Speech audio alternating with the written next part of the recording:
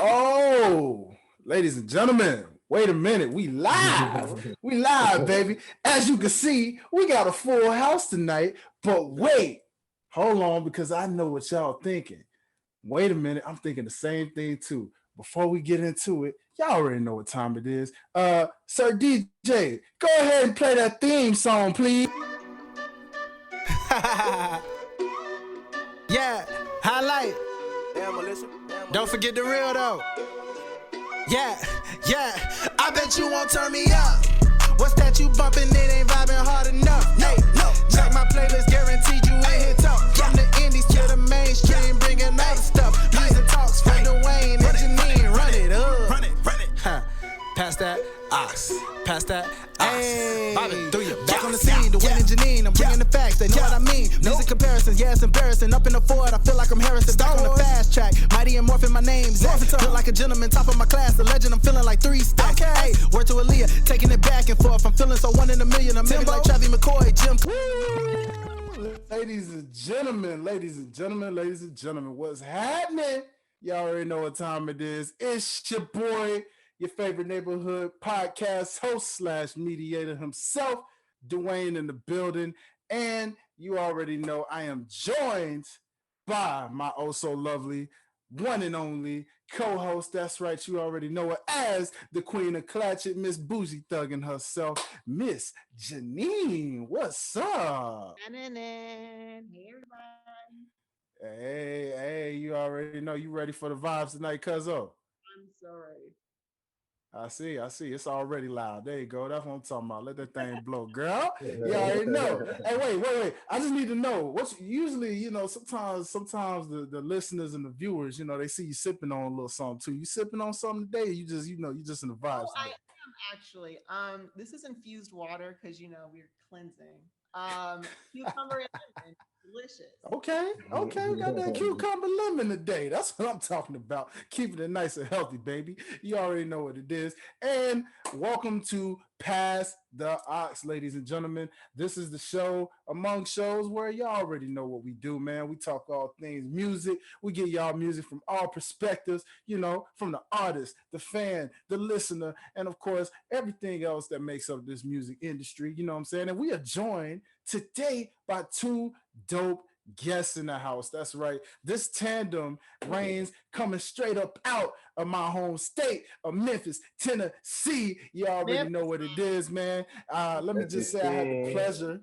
You know what I mean? Like, I go way back with one of these brothers, you know what I'm saying? Way back to the college days. Shout out to University of Memphis in the building. You already know what it is. And of course, you already know taking it way back to them Tigers, baby. So it was a pleasure linking up with this guy, you know what I'm saying? Because found out over the years this man got into the music game himself and started doing a little something, making these music moves, you know what I'm saying? Being a label, you know what I mean? And being a management, just making these boss moves, you know what I'm saying? Doing this thing out in the streets. And so, we had this real dope song. I know y'all probably seen the single. Y'all probably seen the video. If you haven't, you should check it out. Shout out to the fam, Mike Jeezy. You know what I'm saying? We had this song called Energy. And, found out the fam was in town. They came through late night for a late night shoot, might I add. But they came through represented. Super late night, baby. But it was lit though at the same time. But they came through, showed your boys some love, man. Came through and got some cameo spots in on the dope music video, man. And definitely, as I was chopping it with them on set, we was like, hey, man, we need to bring y'all up on the show one time because the other guests that I had the pleasure of meeting on set, my boy Ant, you know what I'm saying? He was chopping it up, giving some opinions, you know what I mean? And he had some spicy stuff he wanted to come on board on the show. So it's been a long awaited time, you know what I'm saying? And we finally was able to get my guys on the show to where, they can let y'all in a little bit on what they do out here in these streets, both the life of an artist, a true R&B artist, I might add, and the life of a manager, you know what I'm saying, making a boss move. So without further ado, let me just go ahead and introduce the 2 guests that we got right here. One in my boy Wale, not to be confused with the other Wale, ladies and gentlemen. And of course, we can't forget Come on now. And then, of course, his artist, the one, the only, ladies and gentlemen, the real ant, baby. What's up, my man? Was good? Was good, bro?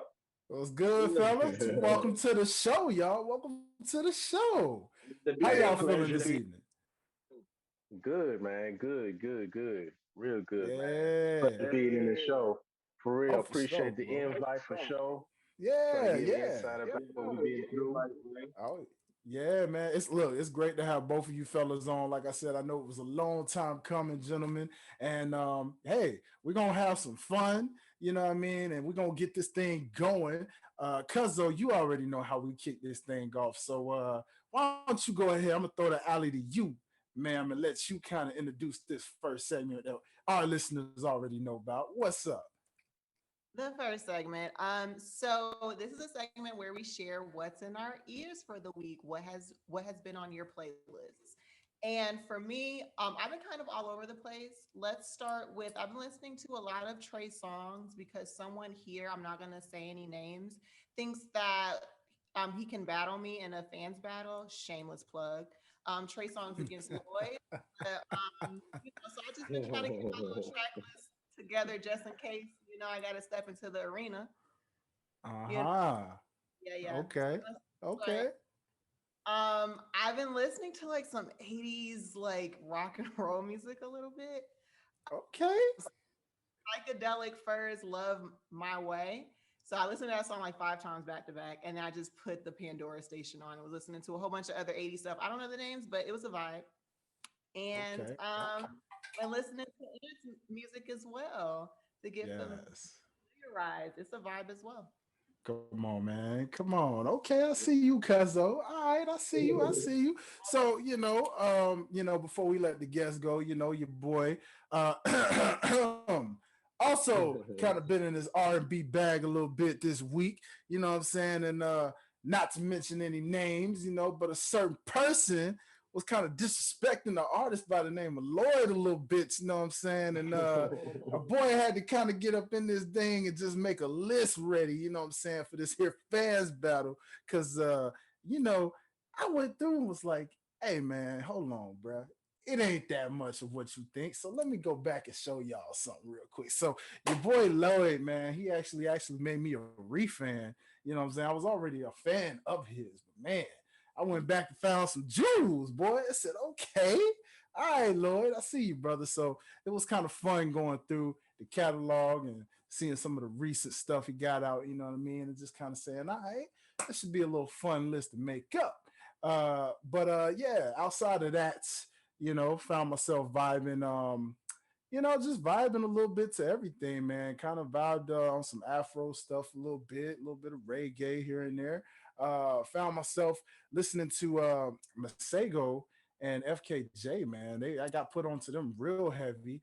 And shout out to my boy Anderson Pack, man. I've really been jamming out to a lot of Tiny Desk concerts lately. So I've been like really just listening to different artists like Rick Ross, that did a Tiny Desk. It was pretty dope. Mulatto, she had a nice one. I want to say Roddy was it Roddy Rich? Yeah, Roddy Rich. I believe he had a nice one too. You know what I'm saying? So it was pretty cool checking out these Tiny Desks, man, from different genres and styles. And yeah, man, that was kind of my vibe for this week. So I'm gonna pass it over to our guests in the house. Which one of y'all want to go first? Oh, wait, go ahead, Cuzzo. What you got? If the person that you are in fact speaking of in this fans battle is present, I'm sure this person would say that disrespect towards Lloyd was not made. All that person was saying, all right, it was 13 and 13. That's all I'm saying. Mm, Or I'm uh-huh. sorry, what this hypothetical person in the meeting would say. That's all. Uh-huh. Okay. All right. Yeah. We gonna see about that one. You know what I'm saying? Ladies and gentlemen, y'all might want to stay tuned because you just never know what you're gonna get. You know what I'm saying? But to my fellas though, you know what I'm saying? What's been in y'all ears? What y'all been vibing to all week, man? What y'all been on? Which you want to go first, Ant, or you want me to step in? What's up? Basically, what I've been vibing to, because I have my own little Spotify playlist, Yeah, and yeah. It's just basically just like R&B songs from like the 90s, 2000s. You know, I got a little Keith Sweat up in there, little Okay. Avant, you know, Okay. Okay. and little stuff, and me, my songs on there too. So Come on, of you know, course, man. to myself, gotta be your Yes, own sir. little fan. You feel me? Gotta be your Yes, biggest. sir. But I've just been listening to like some chill R&B, you know, get you on your feelings and stuff. But I'll just rock. So got a I little bit feel of it. R&B from the 90s, 2000s, which I will talk about later on. But For yeah. sure, brother. For sure. Okay, okay. Wale, sir, what about you, my man? What you been vibing to this week, brother? Been vibing to different types of songs, mainly, what was the guy again? Shelly. Y'all know Shelly, FKA Drum, Big Baby Mm, Drum. okay. Yeah, he Yes, came I back do into the music scene. Yeah, he Okay. came back to the music scene. So I heard his latest song, Exposure. Now I was thinking about, what really the song meant into how I was prospectively seeing it in. And it's basically like his transition into when he was in the music industry and how everything came into him so fast and he kind of lost himself and he needed to take a break, health wise, as far as his own health and his own mental mindset, and how he wanted to come into the music industry as a new person, how he changed his name from Big Baby Drum or FKA Drum. Now he's Shelly, you know what I'm saying? So I listened to this song. I was like, okay, I actually, I liked it. And that's the pretty much the song I've really been listening to this whole week. And as far as, R&B, that Oh, that I got myself into this week. So I really like F, Shelly, FK Drum. So I want to see what he got going on now. So yeah, that's pretty much what I got. okay, okay. Let me ask you guys a quick question, by the way. Speaking of which, how do y'all feel about artists who periodically change their names? Like, is it one of those things where you're like, take some adjustment, like when you're so used to one name, or how do y'all feel about Well, for me, I had three names. Three Mhm. name changes. Because when I was doing music back in the day, I was Lil TJ. Before it was Lil TJ. Now my rapper name was Lil TJ. Then I changed it to Ant as an that? acronym. Now I'm the real Ant. It just depends. It's based on basically what is available, and Hmm. also you want to have a name. Because I just like using my name. Everybody know me as Ant. I said, shoot, that's just gonna be my name. That's what everybody know me as Ant. So I want to say like it's a lot of inch right there. So I'm like the realest inch. So that's why I call myself the real inch because I feel like I'm the Come realest the on. realest word. Come on. Love it. Love it. Nee, how about you? How you yeah. feel about a lot of name changes when you think about somebody like Diddy, for example, who goes from Puff Daddy to P Diddy to just all of these different Diddies, just Diddy, I believe. Like how do you feel about these name changes a lot of time? I think if you're confident about it, your audience will be two for one. And with like Diddy, well, Puff Daddy to Diddy to P Diddy and back to whatever the fuck he is now. And like Bow Wow becoming just Bow Wow. Those type of name changes are a little bit easier to digest because it's the same. You're just dropping a few letters or maybe a few words. Hmm. But this is kind of an interesting segment or a segue. I watched an interview with Music Soul Child on 85 South Show. Love them. And he was speaking on how Music Soul Child was him showing up to work as an artist. Like that really wasn't his vibe. That really wasn't his thing. So now that he's free up label, trying to kind of present who he wants to be as an artist. And so he has these personas of he has one called Purple Wonderlove. He has one called Hustle. And but he was saying music is what sold the records. So he felt like he was obligated to be music soul child.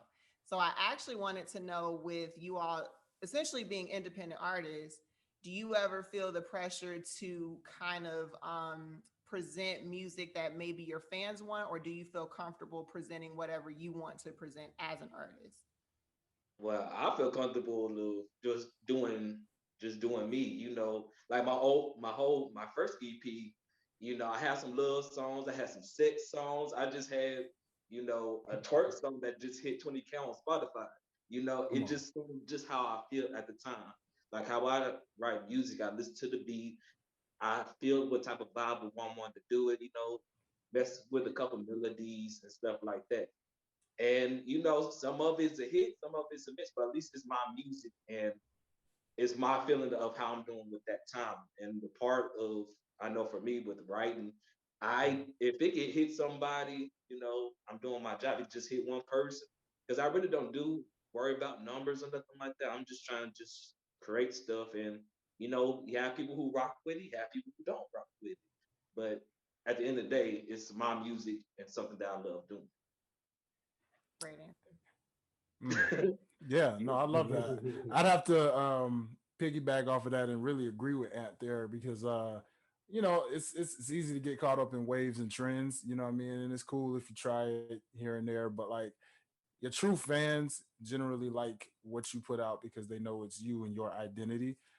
So being a rapper and everything, if I'm known more for lyricism, and then I get on there and try to experiment and just suddenly do like sing rap a little bit, or put a bunch of auto tune on my vocals or whatever, suddenly it's kind of taking me out my element, and then it's like some fans may kind of be like, all right, cool, he switched it up a little bit, but for the most part the diehards will kind of be like, nah, man, we like this. But then, like you said, it's to whatever you feel when you writing, whatever the beat's telling you to do. You know what I mean? If it led me to go like a sing route, if it led me to go straight lyrical hip hop route, turn up route, anything like that, it's just all based off what I feel. But I feel comfortable putting out whatever's out, and I know that the people who like it, they're gonna love it. You know what I mean? So yeah, oh, I would say Wale. I mean, you bring a different perspective. As a managing ear, what's your thoughts on something like that? How do you feel about it? Um, I'm more towards like how things operate as far as business routes. So I let the artists, express their talent and what they want.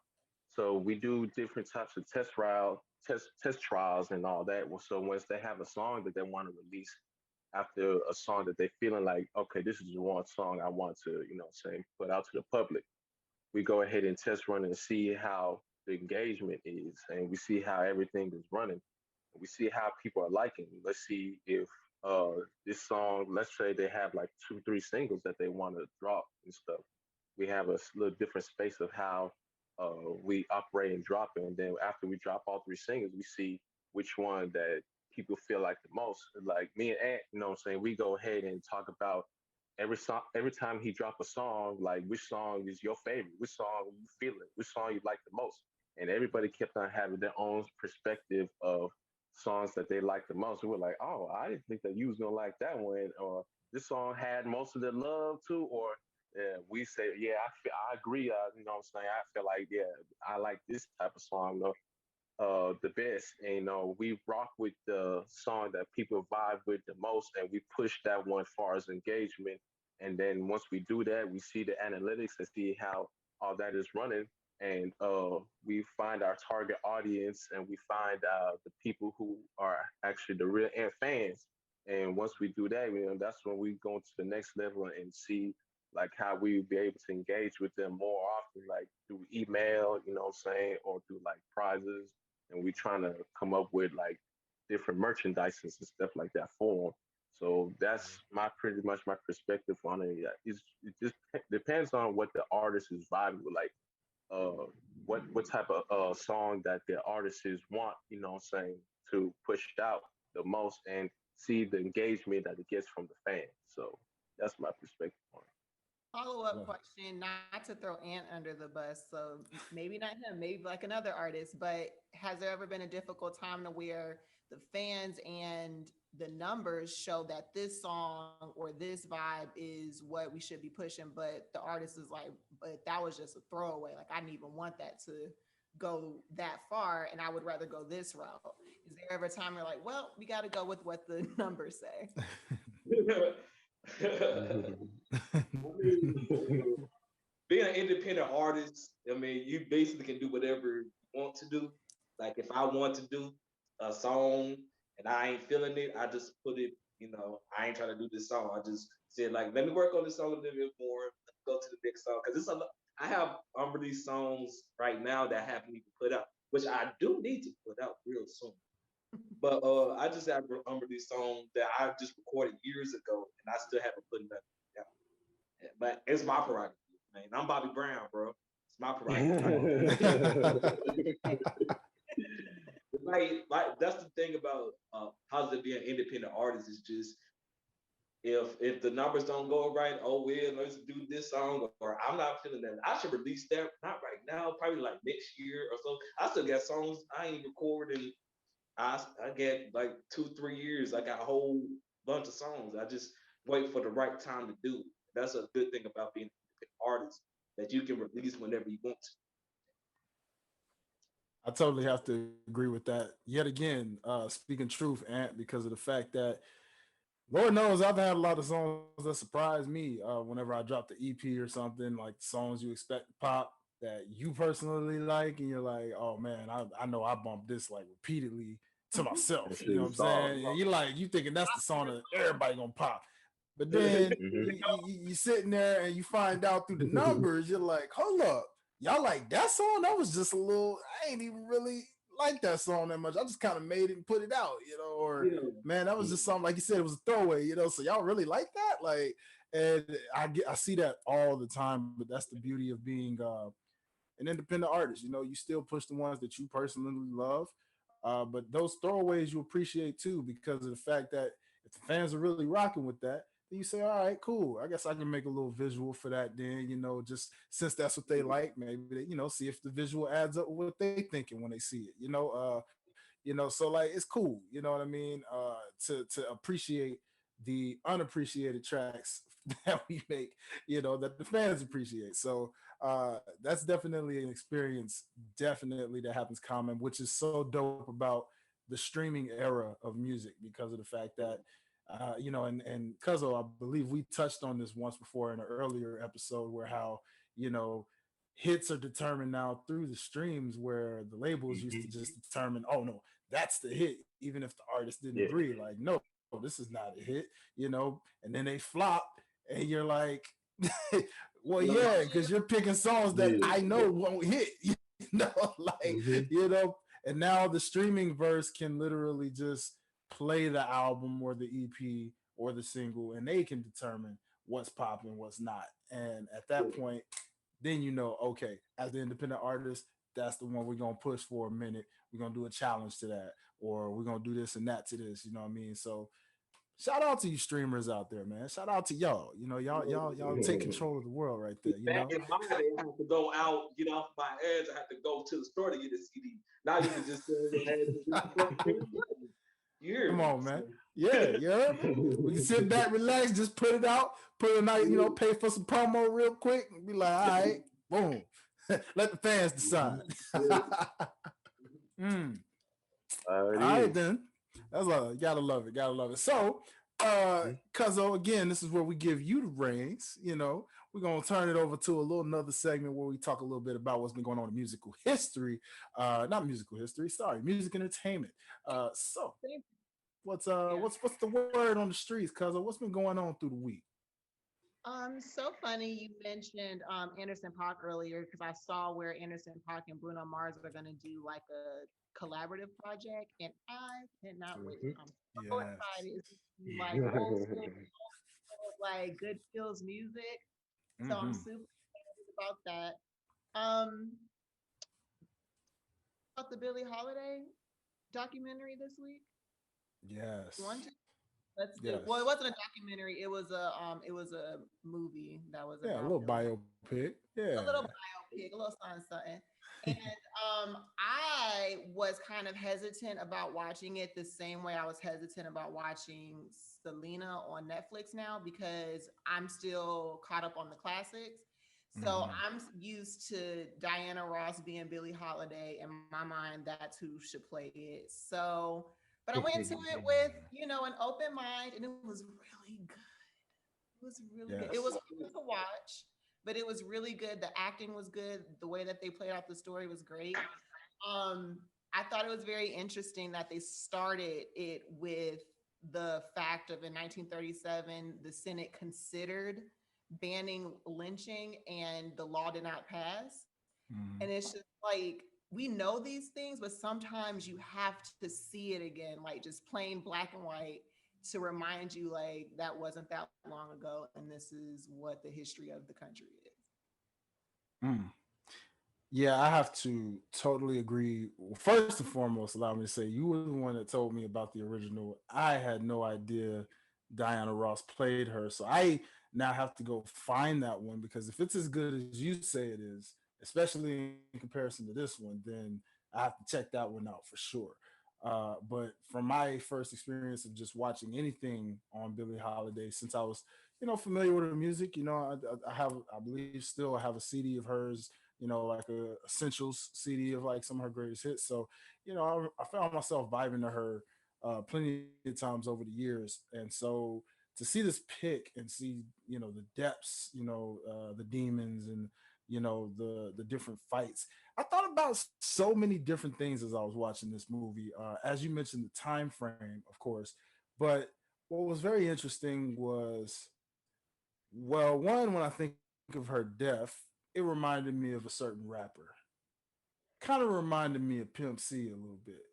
Just how fishy that seemed, right? The way they just set that up, and then when you see how they mention how she died, and they show the image, her feet and the handcuffs to the, to the bed, it was just kind of like one of those things where you're like really thinking, like, take yourself back into that day, like that don't look right. Something happened that they don't want to tell you, right? But then I look at, it's amazing how simple jazz and blues like music was what hip hop got to be in the 80s once NWA started getting explicit with their music, right? Like how, once again, government's trying to take over because freedom of speech through, lyricism and music and all the power that music has, suddenly the government wants to take over and say, oh no, you can't perform this, you can't do this, but why not? It's freedom of speech. If I write a song that says F the police, why can't I perform it? What? Because the crowd suddenly is like rocking with it and it causes them to riot? It's just the truth, how I feel. So when you make a song like Strange Fruit and given that time frame and how, the white people wasn't feeling that, and as you can see, a lot of those officials were white for the most part, they felt threatened. They felt, like this is causing them to rally up, especially again with that time frame. It's crazy to think about how history seems to repeat itself. And I don't know, guys. It was just very interesting to see how music has evolved, and yet again, when they say history repeats itself, no matter what genre that black people are a part of, it seems like, the higher ups want to try to step in and take that away. I mean, I'm even looking at something like country and how I've lately been discovering a lot of these like black artists taking country music and just killing it, and I'm like, dude, I didn't realize we had so many black people in country right now killing it out here. And I'm pretty sure a lot of white folks probably ain't feeling that too much. That's probably the one genre of music they feel like they dominated, and just it's like, no, this is our music. You can't come over here and take this genre like that. So, and again, it's not to disrespect any other, races out there or anything. I'm just speaking on just like perspective of what is like an observation, just stuff that had me deep thinking as this biopic was kind of going along. And so it's one of those things where you really kind of got deeper in your thoughts with. But again, her demons that she battled, man, just the heroin addiction and things of that nature. It's crazy to know that she went through that. But you think about all the greats in music over time, the Jimi Hendrixes and the James Browns, and just so many different iconic figures that evolved what music is today.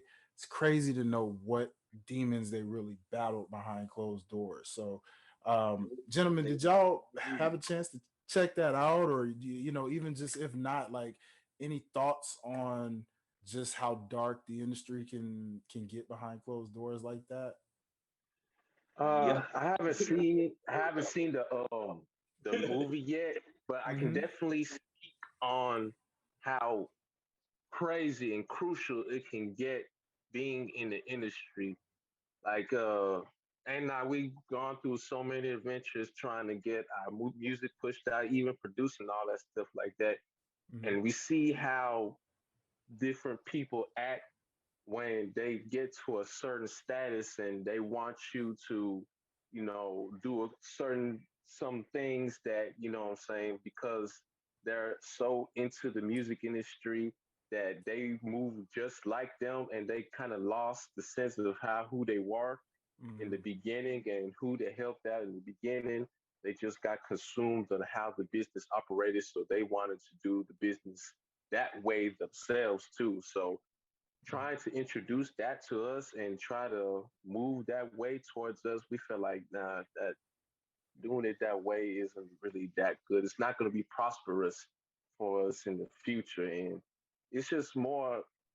You'll see the true colors of people, how people really are. You think that okay, this person actually is probably pretty cool and stuff like that. They helped you out, and they taught you a couple of things about how the music industry worked, but that same very person could be the same person manipulating and also using you for towards your personal gain because they know exactly how you are and they see your potential. So they try to use you and then they turn around and just say, well, that's just business or this is just politics. This is how things run. And then you're like, man, what happened to that bond? What happened to that relationship? What happened to that connection? So the industry can get really dirty, extremely dirty, because it can get to the point to where people that you thought was cool, people that you knew, or people that saying that been helping you out can change on you just like the snap of a finger. So it's crazy. So if Oh Ant yeah. want to speak on it, Yep, everything you said and more. First of all, we are all human. Mm-hmm. Everybody who do music recording, they all humans, and sometimes we have demons that we have to face. Mm-hmm. And sometimes one of the therapy type of things we do is music. And like what he said, people can change on you. Like they probably see you like as a competitor than trying to work with you. hmm That makes it's just like, bro, I'm trying to make sure everybody win. And they low key be hating on you or talking about you or say that they support you, but they don't just by the actions that they do. Then I met some people, people who are in the music industry, and they told me stories about certain artists and stuff like that. And a lot of people be doing some you I can say this, you'll be surprised of the stories that I heard. But I'm not a judgmental person. Hey, Mm-hmm. what you do, that's what you do, you know. But you know, it can be crazy out here. Cause I know Yeah.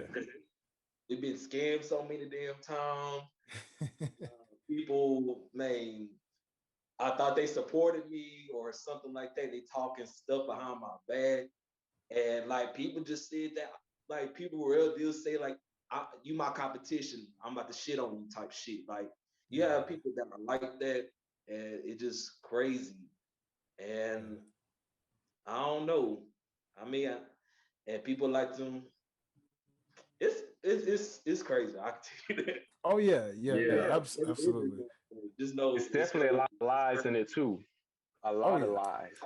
A lot of Yep. lies. And false promises and everything, thinking that you're gonna get something, but then it don't happen. Nothing like that. Yeah, that's Oh yeah. big thing. Big false promises. Like there's gonna be a lot of people trying to tell you, like, I can guarantee that's one of the things that you can watch out for. If people tell you that they can guarantee something for you, that's something Mm-hmm. that you have to really watch out for because when anytime they say, okay, I guarantee you that you're gonna blow up. I guarantee you're gonna make these numbers. I guarantee that you're gonna go ahead and get these type of fans. These folks are gonna listen to you. You're gonna get this type of money. I guarantee that you're gonna be touring or performing at these shows. That's a big red flag because there's no guarantee in this. It's Yeah. like once you get to that level, you will know where you stand, and once you know that, that's when things is gonna start coming in your favor. You won't have to do much. You won't have to be like calling anybody, be like, hey, can you help me out with this, or can you help me out with that, or trying to wait for somebody to hit you up. That was gonna come. It's gonna sit on your lap pretty much. So Yeah. anytime anybody says like, I guarantee you this, or I promise you that if you work with us and stuff like that, you'll be able to, get to where you want. Like Now, that's a Come big on. no Come no. on. Come on. That's real, man. And it's yeah, again, man, what an awesome biopic. I have to put that up there with some of my top ones for sure. Now, I know we also Cuzzo had an episode about top biopics. I'm kind of surprised, with the way you talked about Miss Diana Ross. I'm kind of surprised you didn't put that in your top biopics on that episode now that I think about it. But I had, this is definitely yeah, I messed up just a little bit. But it was yeah, because you speak so highly of it. Like I said, I have to check it out, so I can't judge it, but I'm gonna check it out so I can see where it, compares to this one, and then where I put it amongst my tops. But definitely, if you guys have not checked out the Billie Holiday documentary biopic on Hulu, definitely check it out. It is worth a watch, and it is definitely shout out to the actress that portrayed her.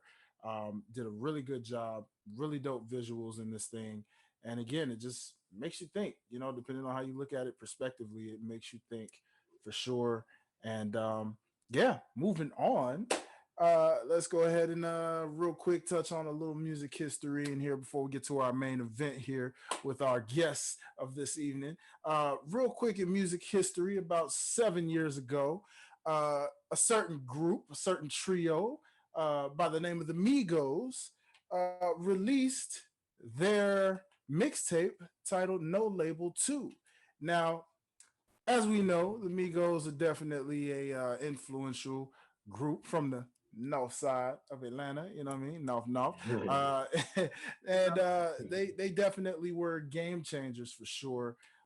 So again, I don't know for sure how many Migos representatives, fans or anything that we have in this current episode right now. But is there anything you guys would like to just touch on, just knowing how far the Migos have come since 7 years ago when they released their mixtapes and they weren't signed, and how they made their way to just blow up and be the rock stars that they are to this day? Yeah, I have a couple things to say with them. I mean, they did their thing.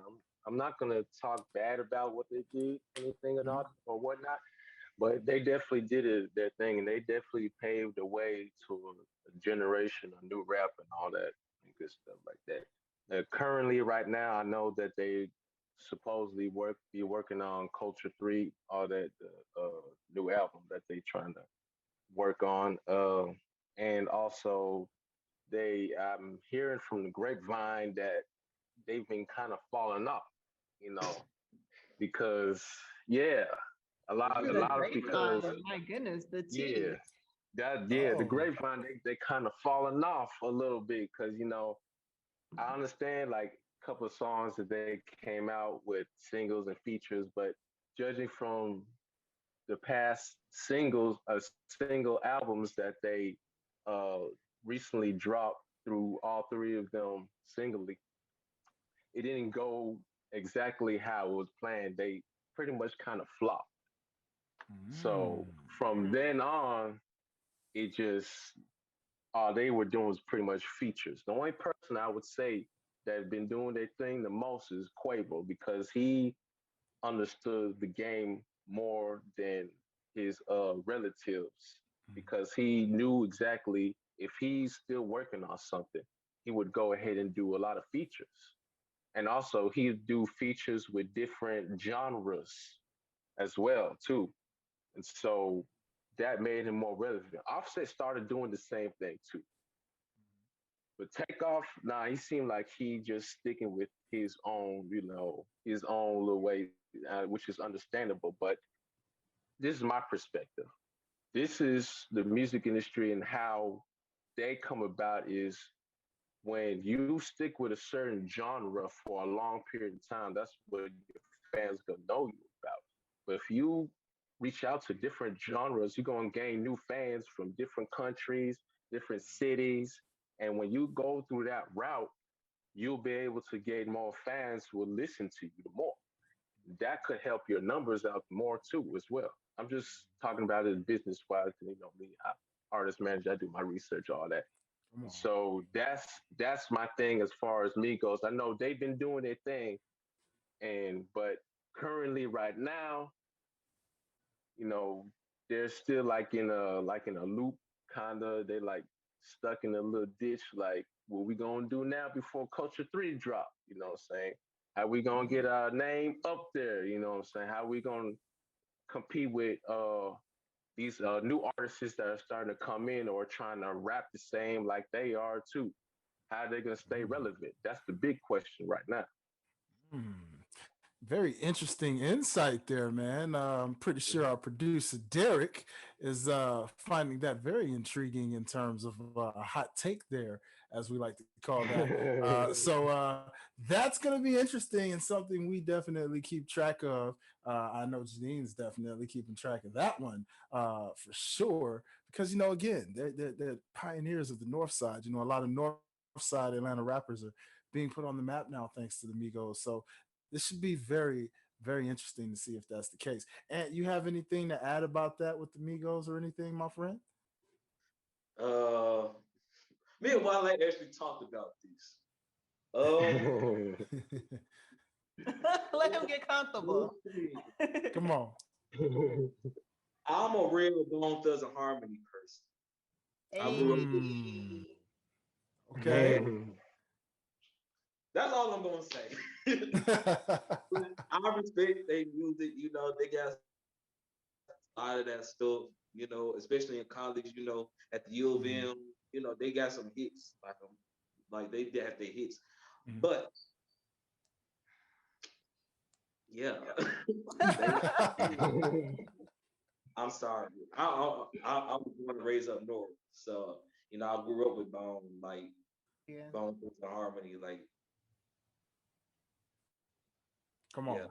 I totally agree. I grew up listening, well, with my dad. I grew up listening to Bone Thugs. I listened to Do or Die. So I am definitely a fan of the duo trio that kind Mhm. of feed off of each other and harmonize. They are from the Stupid Enough, but I wasn't like a fan right off top because they did introduce this new wave, as Wale said. Like I guess they started the mumble rap thing, Mhm. and it was hard to digest and accept. What is this? But we talked a lot about how now, even though they be saying some stuff, like lyricism isn't paramount anymore. It's more about what kind of vibe are you able to give, and they give a vibe, and it's fun. I think they tried the let's do our singles thing and kind of put out our own albums, but sometimes you're better as a group. Yeah, Agreed. And I think that they're learning that, not to say you can't do features, but sometimes you're better as a group. and that's like Mhm. what you're saying. Like, um, the Migos to me, they really didn't get no variety. I feel like they had the same Mhm. 808, same beats, same everything. They Mhm. basically like they said this is how we doing it. They had their own specific sound and everything, but still, it wasn't nothing different to me. You still do with the 808 and everything like that. Like, change it up a little bit. The reason I really like Bone besides Migos because they had their own style, but they gave me a variety. I don't know one time. Listen to Crossroads, my homie died. Thuggish Rugby One, I'm gonna shoot somebody. Like it was. I had different moves and things like that. But with this Migos, I respect them. I don't got no hatred towards nobody or something like that. I just couldn't get into it. Like some of the stuff that was on the radio, yeah, I got to. But I just can't. I can't sit down and listen to a whole Migos. No shade. Mm, interesting. Understandable. That's interesting.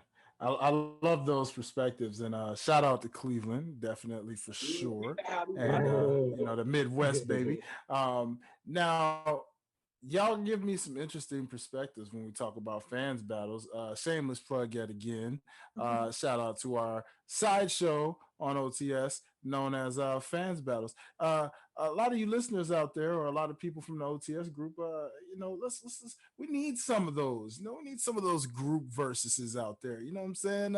Maybe a Bone Thugs versus like a 3-6 or Yeah, something, or like a Wow. UGK versus a Do or Die. You know what I mean? Like, an Outcast versus just who, it's a lot of people out there, a lot of duos, groups, because a lot of infamous hip hop groups out there that have done their thing. So definitely those should be a thing to get pitched out. We've been seeing a lot of solos, but let's get some of those group ones in there. You know what I Groups. mean? So Mhm. make that happen. Let's make that happen, people. Let's make that happen. But moving on to our main event of the evening. You know what Main I'm saying? We event. got main event, baby. We got our two individuals that are here to bring you perspective and give some insight. And of course, our artist of the evening has a nice hot take on a certain genre of music that's going to be very interesting to touch on. But first and foremost, my first question for you two gentlemen is Mhm. let's talk about how you guys linked up and how this team formed that you guys got going on right now in the streets. All right, Well, you going? yeah, I go first. I go first, and then I'll let you dive into it. So we met back. Like I said, me and Dwayne, we met back at U of M. Go Tigers. Yes, Same thing sir. with Ant here. Yeah, same thing with Ant. You know what I'm saying? We met back at college, like freshman year. We met. Yep. We were First. we were involved in the organization, and we had a little basically like a little dance performance, step and all that stuff like that Mm, in that organization. So, what I'm saying, he helped teach me how to do the steps and all that stuff like that. So we clicked right then and there. yes. So since we clicked there, we kept in touch for many of the years, even after we graduated, up until maybe like a year or so after we graduated.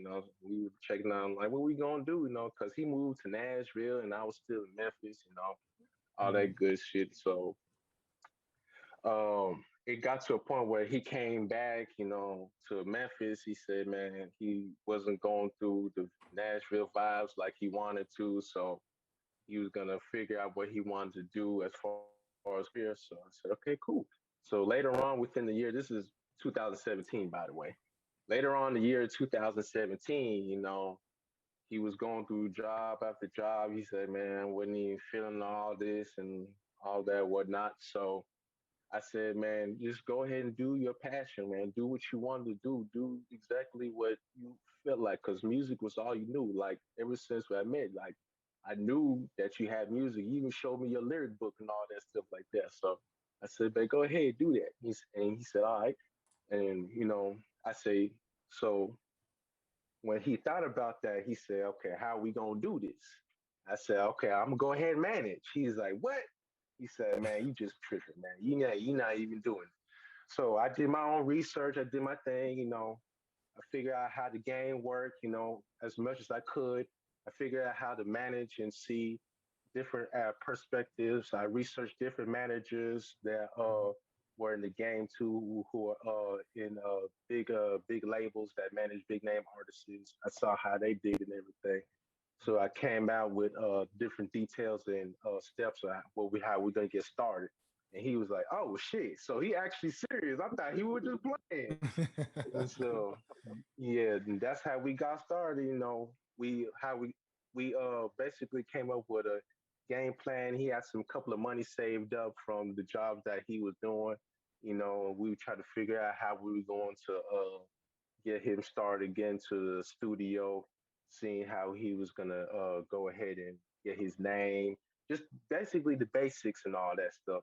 And so we met somebody that, saying helped us get started, and we just moved on from there, and we just tried to figure out how the game worked, trying different things, saying moving around, traveled, saying went to LA, went to Atlanta, worked with different Hey, producers and all that. Come So on, come yeah, on. Yeah. Yes, so sir. we here now, so he can pick We up here and now. dive into more. Yes, sir. Yep. hey. A lot of sleepless nights and everything, man. But yeah, just wasn't Man. Man. Man, come on. You already Love know it. you in Memphis, you Yes. know what I'm You saying? know, you know, you know.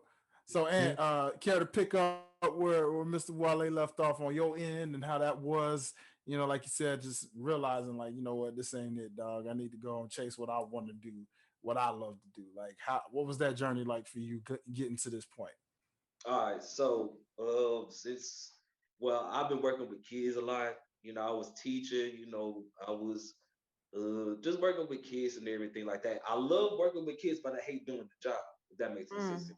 Mm. I can Mm, talk, to kids, mentor them and everything like that. But mm, when it comes to teaching, I was like, bro, if I had to see these little kids one more time, and everything like that.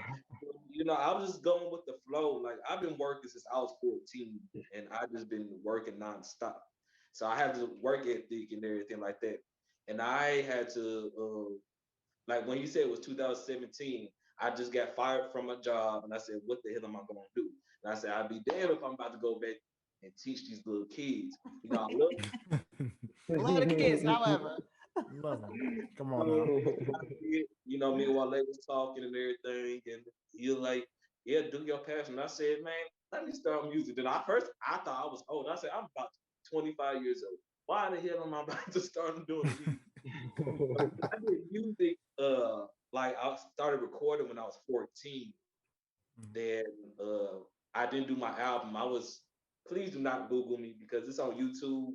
You don't need to listen to listen to Lil TJ.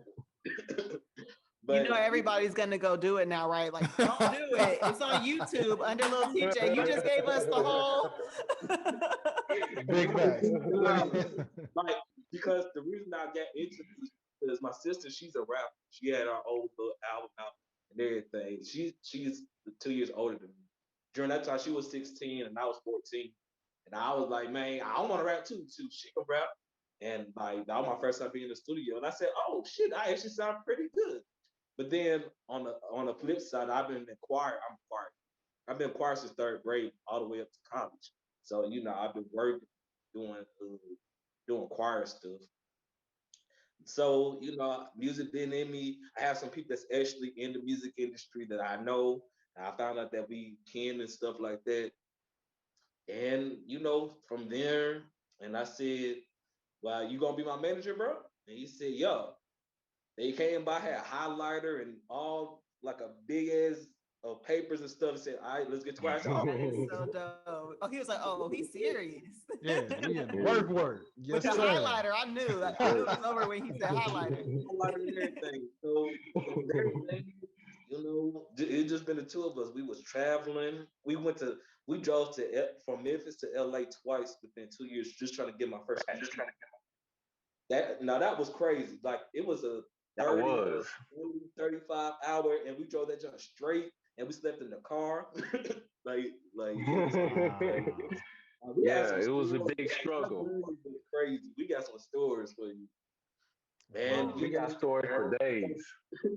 I and ever love it. since then, a couple of years, man, he always been had my back.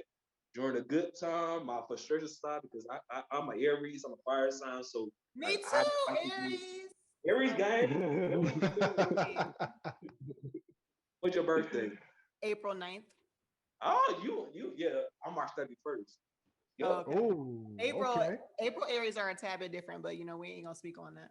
I just made for the first. But anyway. But you know, through the good times, the bad times, you know, he's still stood by me. We just been just making stuff work with just the two of us. And he got my back, he got my back, I got his back, and stuff like that. So I love that. It's so important to have a good support system. And I know like going from your career path you were on working with kids, and you said that in college you were a comm major.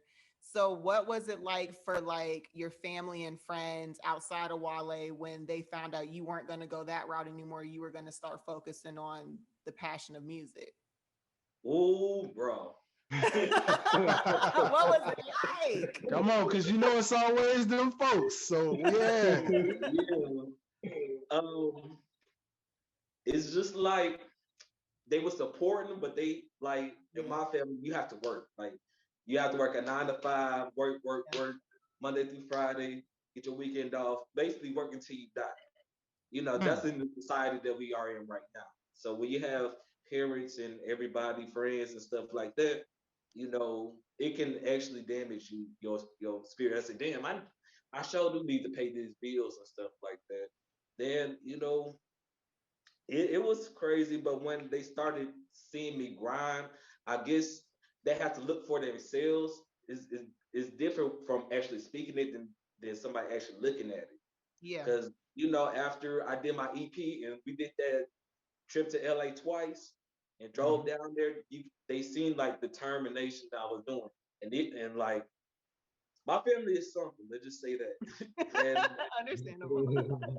sometimes you have to actually see what I'm doing. No, see the hustle that I'm doing. They be like, oh, okay. Now they cool with it, you know. But at Right. first, Now that they see the success. Oh, okay, this was a great idea. You know, I always supported you. You know, I always knew you would do great. no, but you Wow. know, it was cool. But you know, they sleep been supporting, you know, from the very start. But they was just like, why the hell you giving really your job to pursue your damn music career, you know, stuff like that, because they didn't get it. But I was determined. See, I like to prove people wrong. That's just me. Hmm. I'm determined to prove somebody wrong. That's an Aries thing. Yup. Hell Okay. yeah. Look at that I, Aries connect. Look at Yeah. that. I think Aries energy. sometimes your family and friends could love you so much and they just want to protect you, or they don't want to see you struggle, and it almost hinders you because you not seeing my passion or my vision of what I want to happen, because you want me to take the safe route. So I think exactly. it's yeah, so I think it just shows how strong you are to step away from that and to still follow the path you saw for yourself. Yeah. And that's like what you said, man. It takes a lot of courage, man. And you have to make a lot of sacrifices, have to make take a lot of risks, and sometimes even with losing your family because they don't understand, and Hmm. sometimes losing your friends because they don't understand. But at the end of the day, you do something that you love and you're pursuing and you're doing everything that you can to make it happen and to prove motherfuckers wrong. Yeah, I did it. Period. Yeah. Come on. That right there. Fuck you Come mean? on. I feel you on that, man. I definitely can agree and relate to that, man. Just in terms of like the fact, when you see something that you believe in, and of course having that support system, but like when you see and the people who are in the outside looking in, they don't see the struggle, but they see the success, and then all of a sudden it's like, man, wow, okay, and it's a lot of people like, highlight, man, you doing your thing, brother. I see you out there blowing up, man. And it's just like, well, yeah, but you don't understand, bro. It's a lot of struggle Yeah. and sacrifice behind this. You know what I'm saying? Like, Money. still not where I want to be, but we got a long way to go. But the fact that y'all seeing the progress, y'all seeing the growth, it is a bit of relief. Like, okay, cool. That means this is worth it. And then just keep on grinding again. Put your head back down and go to work. In that 9 to 5 type of way, only with something you actually care for. You're not dying just to work. And have those weekends off. You know what I mean? So, um, Yeah. that's real. Shout out to you brothers on being able to come together and make these moves, man. Talk about some of these cities that you guys have been able to hit up. Before the circumstances of the pandemic. Even though I know some people have been slowly getting back in up and at it, slowly traveling in a safe Hmm. way. What has it been like for you guys pre-pandemic? And then of course currently with the pandemic going on, how has it been for you guys? We need the craziest tour stories Oh exclusively. Lord. Okay. Let's You heard it Oh go. here man. first. Okay, I'm gonna go first real quick. Okay, Well, let me get my shit off now. Okay. okay. Pre-pandemic. So, you know, we we got a call. Like I said, we went to Atlanta too. So we got a call from someone that we knew that was trying to work with us. He from Memphis too, and he moved to Atlanta. So this is in 2018 January. We stayed a whole month trying to work on an EP and all that stuff like that. This is Mhm. right before we went to LA and all that. So we worked with that producer, and things things didn't go as planned because we tried to work and then he said, "Man, this is not the sound. You got to work on your craft. You just not there." So we're PC like, "Dang, what we changing. supposed to do?" Yeah, he was basically trying to give us constructive criticism on to what to do as far as trying to get his sound to be up to par to where to have labels be like, okay, that man, you know what I'm saying? We see what he's doing, all that good stuff like that, because we Mhm. went from getting started to getting up there. So we were in that middle ground and all that good stuff. So he was trying to give us some hints and tips and do artist development. So that was a whole crazy field. So we stayed in Atlanta for a whole month. And after we finished that whole month, he was like, okay, I'm a mentor y'all, I'm gonna work with y'all and all that good stuff and all that. So we said, all right, bet. So when we came back to Memphis, we had to get figure out what we were gonna do. And that's when the whole LA and all that fiasco came in. So fast forward to 2019, late 18 to 2019, we said, okay, since we working with people, you know what I'm saying, now, should we move to LA or should we move to Atlanta? So we had to figure out, we were making moves to see if we were going to move to LA. But since we had a mentor already helping us in Atlanta, we said, okay, this that be the bigger move because he said, man, I fuck with y'all tough, you know what I'm saying? I can't wait to see what y'all going to have and all that good stuff like that. I can't wait to see what y'all working with. And we like, you know what? Okay, let's go ahead and move to Atlanta. So then that's when we made that move to Atlanta. We were trying to move late 18, but things happened. So we moved there in 2019, beginning 2019. I'm talking about February 1st. We were in Atlanta. We touched down. We were like, yeah, we here. We live here now. Boom, we here in Atlanta. So, everything was cool and all, but, over the years, things just got south. I'm talking about trying to adjust to living in a bigger city, trying to figure out how to make music, trying to figure out how to make money, get the job to invest in the music and all that good stuff. It just went south. I'm talking about Got to a it car just went so man, I got to an accident because you know how Atlanta drivers is. Lost the car, wasn't able to do my job well, all that stuff like that. Lost money towards that. The place that we stayed at was terrible. We paid a significant amount of money for a terrible place in the hood, and it was just terrible. Then, our mentor was like, "You guys are here in Atlanta, you know what I'm saying? I'm like, down the street. Like, what's up? What we gonna do?" And we're like, bro, we trying to figure out what we gonna do. With so much shit like, oh shit. We trying to figure out exactly what we're gonna do. So he's like, okay. And then over time, he's like, you know what, bro, y'all ain't serious no more. I don't think that y'all serious. I thought y'all were tough, what I'm saying? I fuck with y'all tough, you fuck with me too and all that stuff like that. And he said, you know what? Since y'all not serious about anything, we through, we done. We're like, dang, for real? And it just went bad. Like he just didn't want to work with us at all, no more. So now we're like, bro, what we gonna do now? Our mentor lost. What's our purpose being in Atlanta right now? Like, dang. And Living then it just peppermint. went south from there. Like it got bad to the point to where we lost the apartment because I lost money. He wasn't the promises that Ant was gonna get for his job didn't come fall through. He had to improvise and get a different job working with kids again. And that just messed up his psyche and his work ethic for doing music and all that stuff like that. And then the point to where we just found ourselves in the street of Atlanta and they just went bad from there. Like, yeah, that's it. Just Yeah. I'm telling We you, was homeless we was in the car for yeah, a couple months.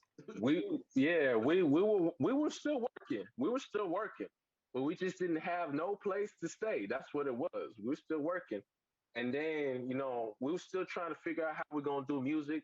We were lucky enough to get like him to do a show uh at some place in Atlanta that was close to Midtown. And on top of that, he was able to get a promo from a well-known source too. So we was able to do a couple of things, and we were able to move to Memphis and do photo shoots with some people. Say trying to rise up and do things with music as well. But in our end, as far as working uh, together, trying to get his music up, that it was just a standstill between that whole year, trying to get our life together and all that stuff like that. On top of trying to do music, so it's no joke. Like this, it's really tough.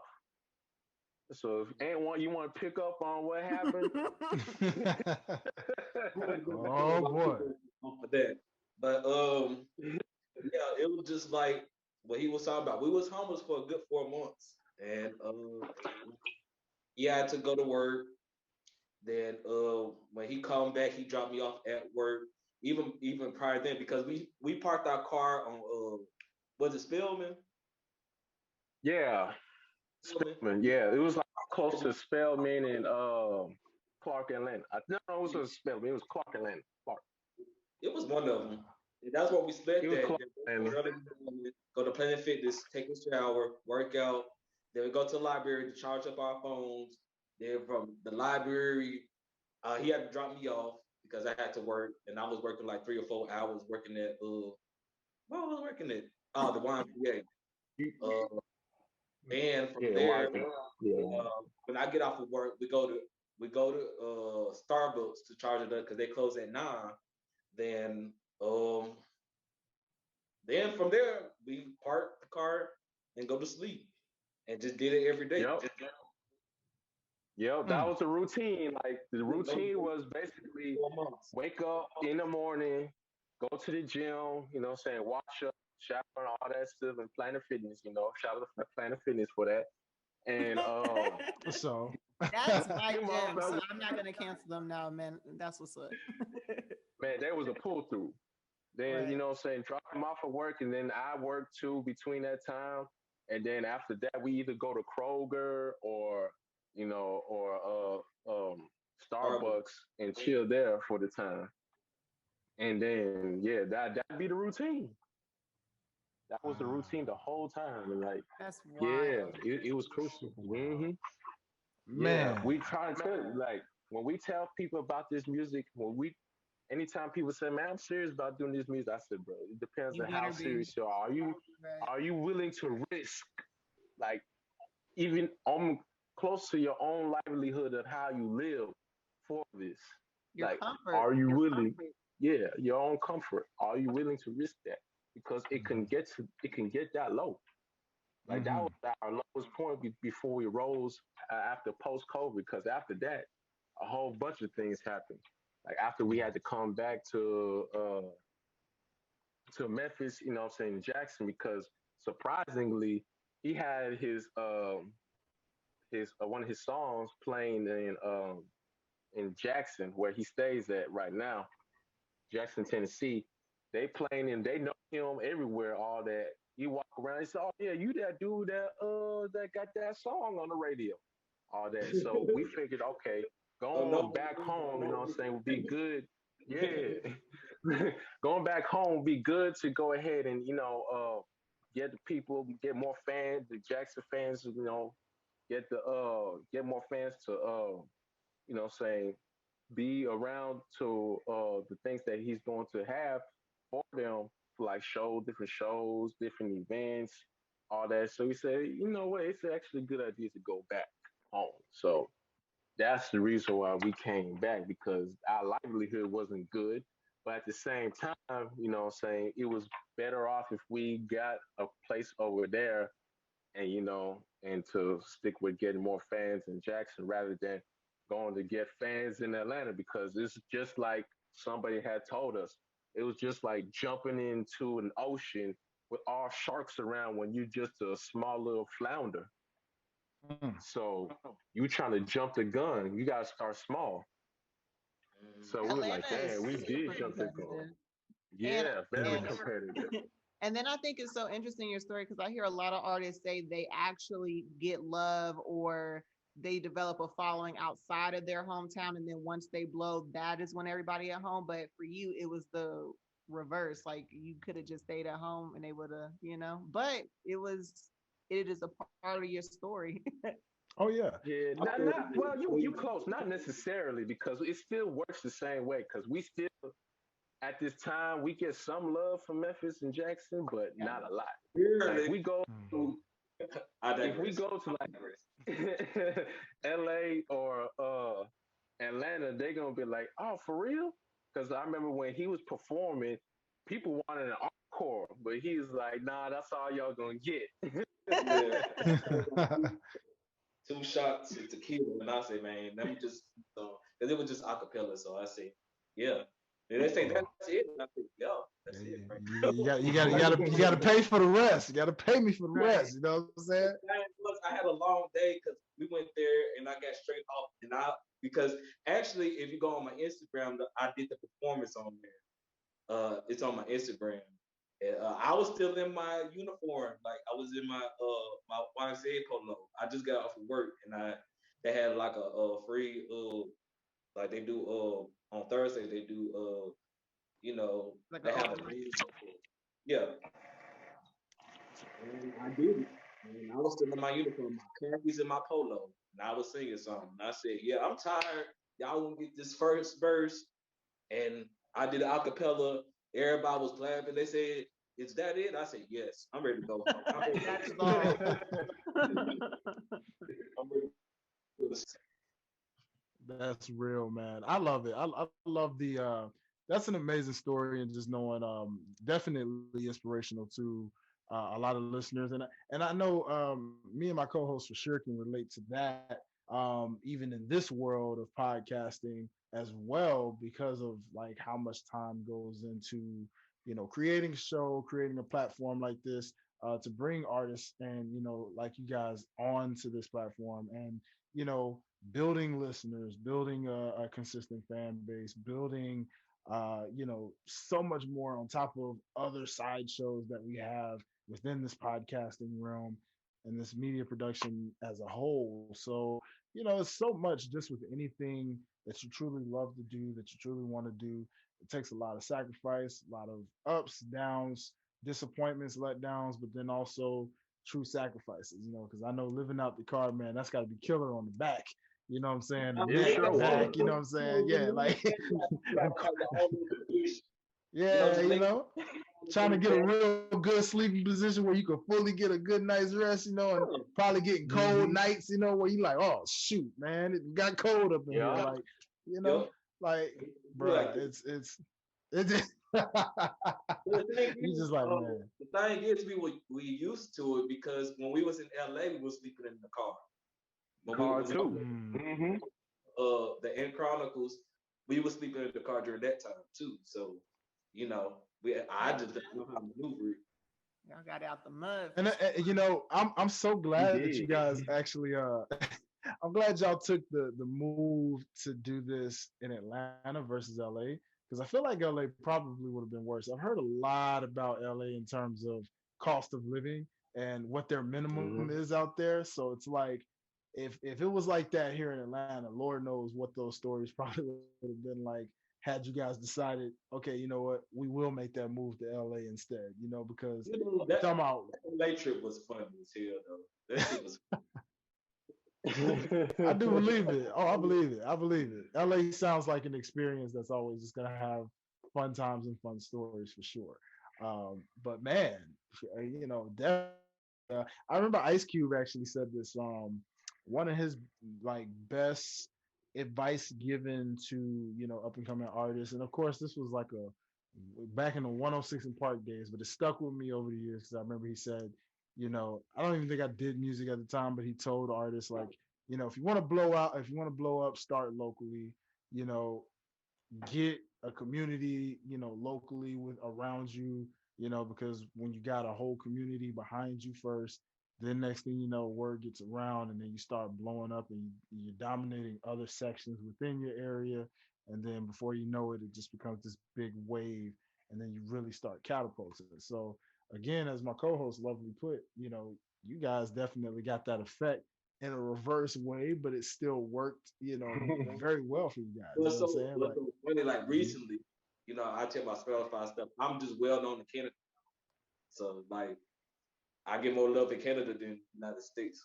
It just varies, I guess. When you get more people, more listeners and things like that, I Mhm. mean, it be like that.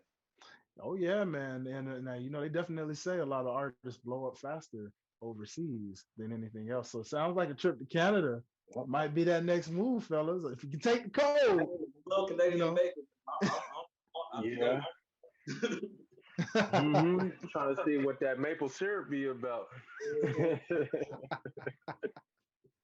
You've gotta love it. You've gotta love it. I'm telling you. hmm But yeah, is my co-host freezing on me again? Yep, we lost my co-host again. Yeah. She'll be back. She'll be back. It's okay. She'll be I back. was like, But you be talking. I said, what happened? yeah, I know she was coming. I know she's probably battling some connection issues. Y'all bear with her. You know what I mean? She's It's gonna all be good. Be popping like back that in when she sometimes. can. Uh, yeah, it has. I had my experiences with that too. One upon a time, we were trying to do this show, and then it was like my connection said, "I'm not having that tonight." Okay, fine. All right, I guess we just gonna have to chop it up.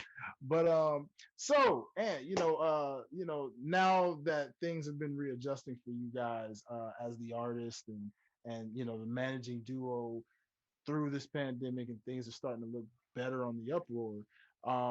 What's the next objective? What's the next strategy you guys have in mind? Currently, especially again as we're kind of getting readjusted to things and slowly but surely getting back to some normalcy. What's been the strategy and the plan to stay afloat so far? You want to go first, or I mean, well, with this pandemic, I mean, when the first pandemic hit, I was just doing virtual concerts. I Mhm, did two of them. And got a little money came from there, and mhm, just it was actually on to actually release music and stuff like that. mhm. During the pandemic, because I only, they would just send your ass all day. You could just, go and stream on stuff. That's how I got a lot of my music and streams and everything like that because of the pandemic. And that little boost, that unemployment boost, and that little stimulus shit that came really, really, really good in handy. Oh yeah, yeah, yeah. I love So it. yes, and yeah, yeah. It's definitely a journey. upcoming stuff. You know, I just actually released a song today. I'll talk Okay. about it later. But yeah, just been it's an easier time to release music, easier Mhm, time, to actually grind out there and getting the money to come in, mhm. to invest into yourself so you can, for your promos, your visuals and stuff like that. And you can make moves. Love it, man. Love it. So Wale, Yeah. what were you? Oh yeah, I was gonna say, yeah, there's a couple of things that we got in our arsenal that we're ready to do. Mhm, Like he said, picking off back what he said, he did a couple of virtual shows mhm, uh during the pandemic, and now he got a song like he said that dropped today. Actually, it's called "Love Her Down." It's on all his streaming platforms, Okay, okay. Spotify, iTunes, all that. It All just right. dropped today. And we plan on having a visual for that sometime in either March or April, more leaning towards April. So we're gonna have a visual with that with the two featured artists that is on the song with them. And he also more than likely has a upcoming show in Memphis coming through Oh yeah. Okay. at Growlers. Yeah, so we Okay. gearing Okay. up for that, trying to see how that work. And we got something possibly big coming through in Atlanta too, but we stay tuned. I don't want to say too much right now Come on. because we don't want to I'm gonna say come make a something move. promising Yeah. Yeah. Yeah. and Yeah. then No, don't we get fall it. out. You know what I'm saying? But when the time Yeah. comes, we'll let everybody know. And then later Come on on. this year, we got a possible show too as well in Dallas, Texas. I mean, I think it's Dallas, Texas, San Antonio, Texas. It's Okay.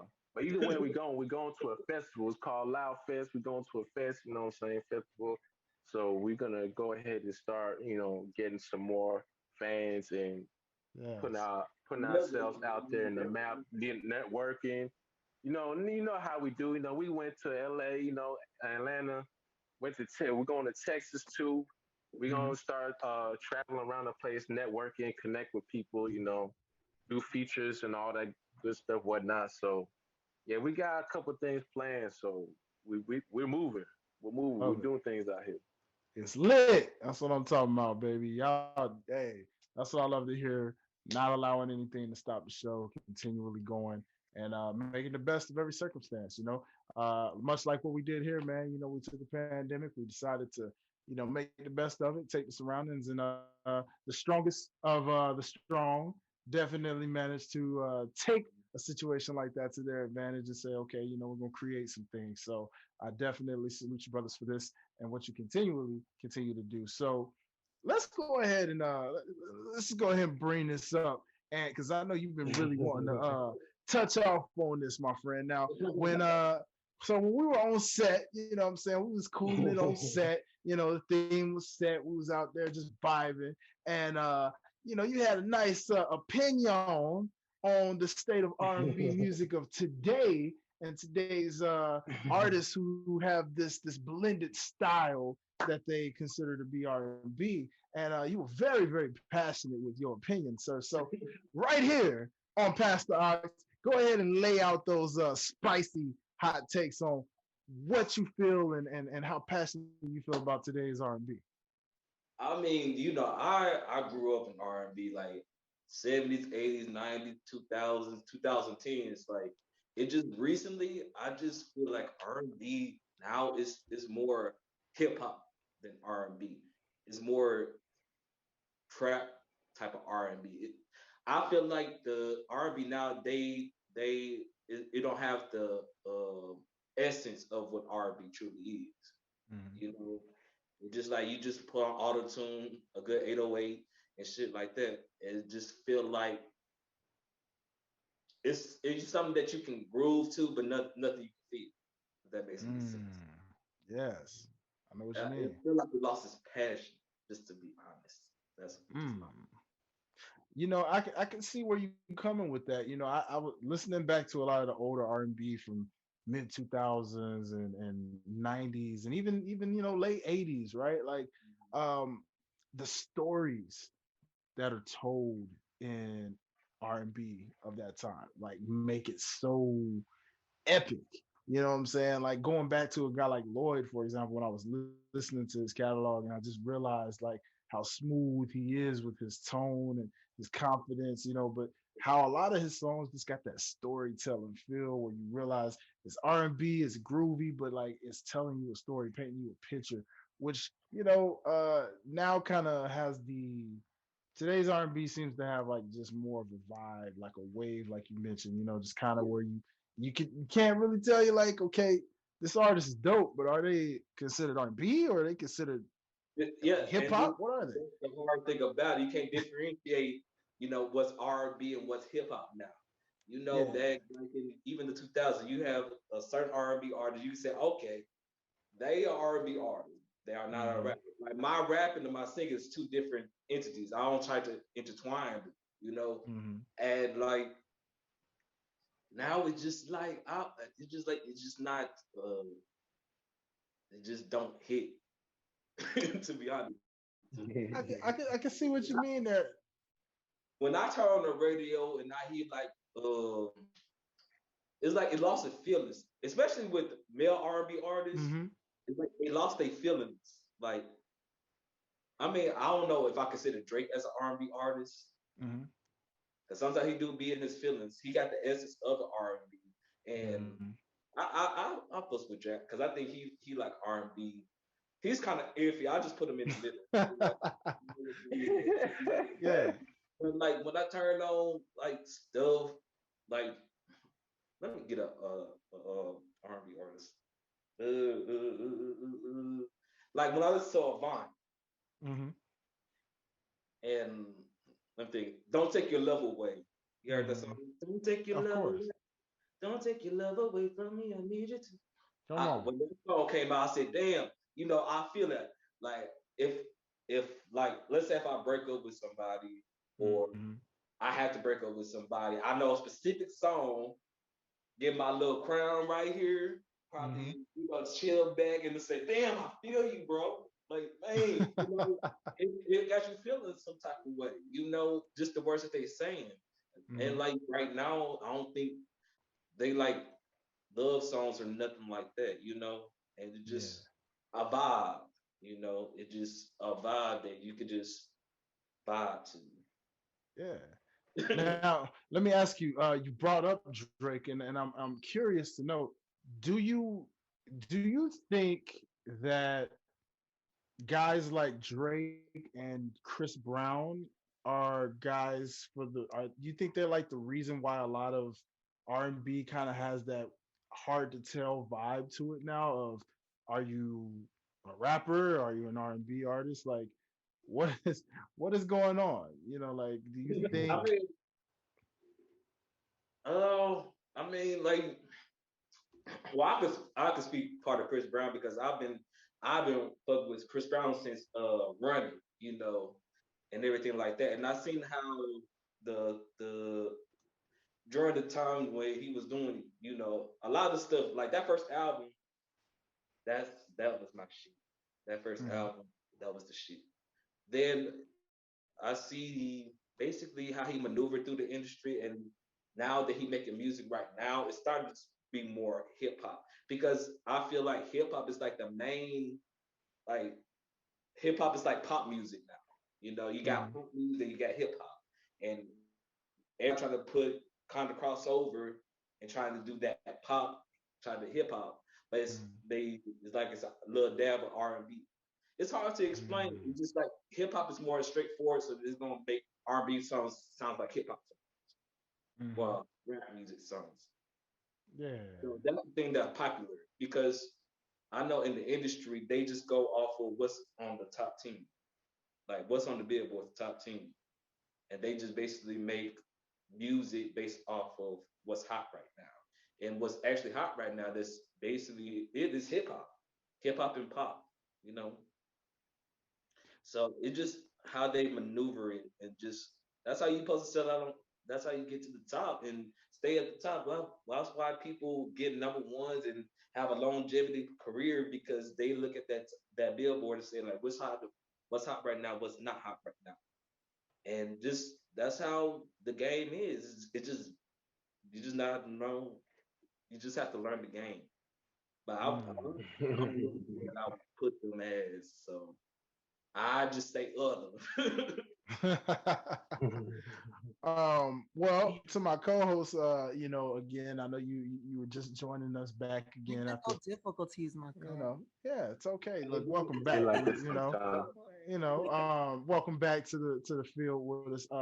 Let me ask you, as a listener, how have you felt about hearing today's R&B? Do you feel like it's blended? Do you feel like it died out? Do you feel like what's your stance and status on R&B right Yeah. I think that there is some really good R&B out, but it's not as highlighted as what it used to be in the 90s. Like you have to go search for it. You know what I'm saying? I can appreciate when people stick what I feel like defines R&B, which is like the 90s era. We're talking about love and there's certain beats and there's ballads and stuff. Um, when you start to mix it to where we're like trap soul now, or like I'm singing about how I don't love these hoes, like it's a little bit different. Mhm. So I think they both work. It just depends on what vibe you're on. I just prefer like the older school type stuff. Mm. I love it. I love it, and I totally agree with both of you there because again, man, it's just amazing how it hits different when you go back to the '90s and mid 2000s era of music and R&B music, and you're like, okay, there's a clear cut difference Yeah. between this style and rap. You know what I mean? Because again, in that mid 2000s era when rap was still a lyrical thing, you knew, okay, if I'm listening to the game, if I'm listening to 50 Cent, if I'm listening to Dipset or whatever, I'm gonna listen to lyricism, bars, punchlines, those type of things. And then if I'm gonna listen to Mario, if I'm gonna listen to, Lloyd, Trey Songz, and so many different R&B's, original Chris Brown, like like okay, I'm getting my R&B feels going, So Wale, sir, as a person who's in the management side of things, what is your take on the state of R&B today, especially representing an artist who is classified as truly R&B? How are you feeling about what the industry is setting right now? Um, it's a big difference because you know back like in the late '90s, early 2000, even early '90s, Mhm. there was a transitional shift in different '90s songs. They sounded all similar, but Mhm. when it got to 2010, like between 2010 until now, it shift of how R&B sounds now. It's like they would make like a hip hop song as Ant said into a song that's R&B thing. Like what? I thought that was like a hip hop or a rap song, but it's R&B. Like what?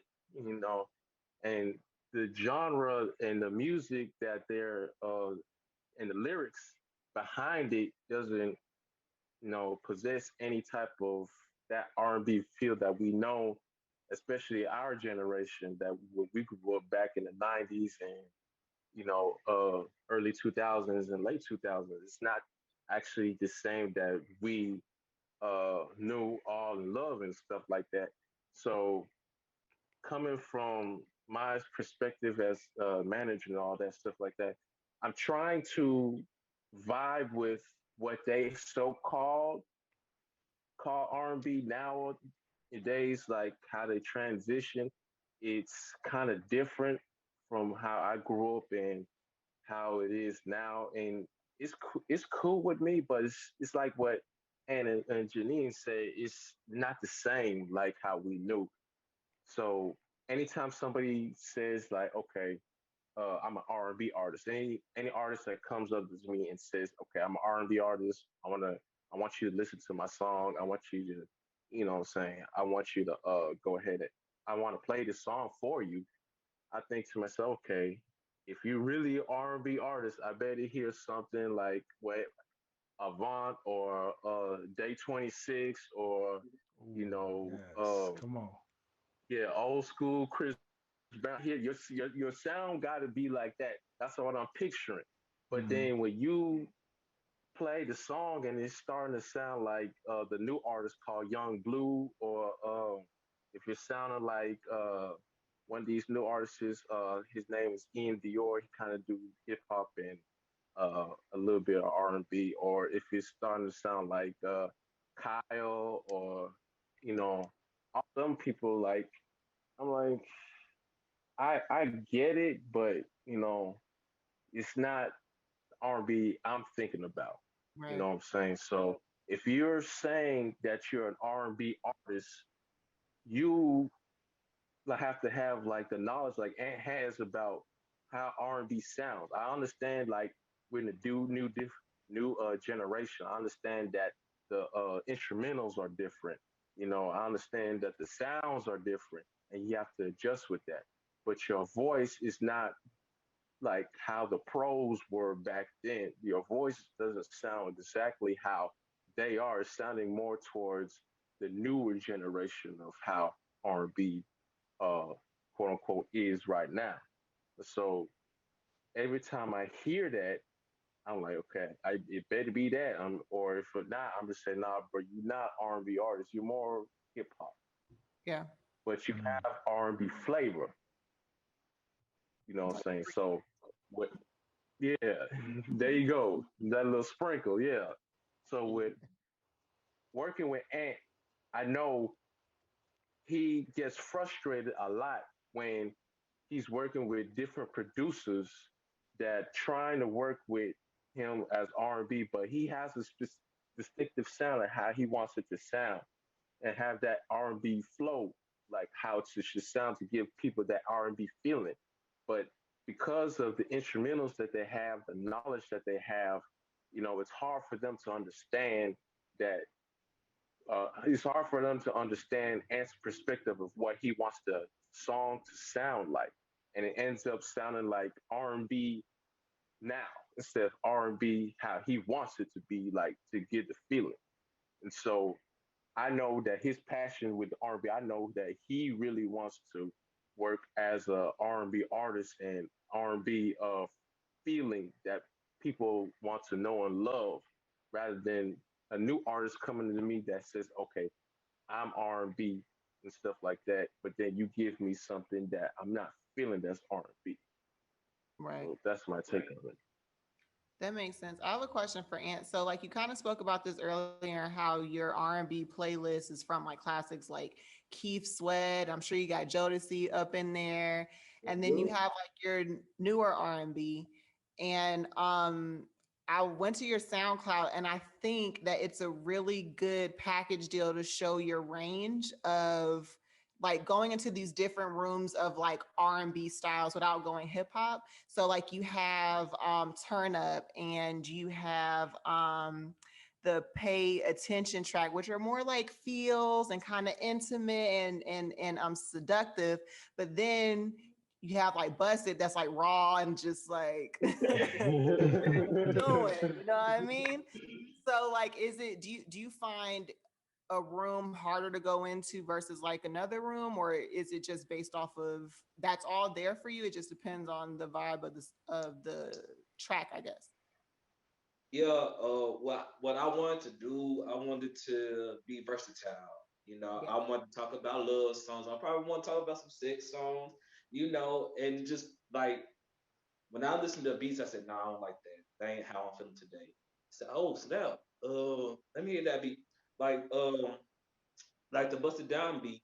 I got it when I was in Atlanta, and I just was picturing in my head like the whole video. I just see girls twerking and stuff, very and much a it, strip club and song. it's just like the little dun dun dun dun dun dun, and I was like, oh, I got to do something with that. But sit down to the ground. I said okay, and actually listen to that song. Fun fact, people.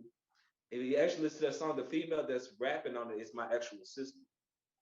I was gonna ask you, and is she on like another track too? Nah, she just bust it down. Okay. So, yeah, so that was my actual sister, and that's why I said I needed a female to be up on me. You know, I'm just it's just like when I do music, I just trying to how I'm feeling at that moment and stuff like that. So I mean, I just do whatever to be honest. It's just how I'm feeling. I That makes love that. I love that. Any chance that we see a mini collab project with you and the sis? I know that kind of is a flashback to the, the older days, but it was today's version with the evolution.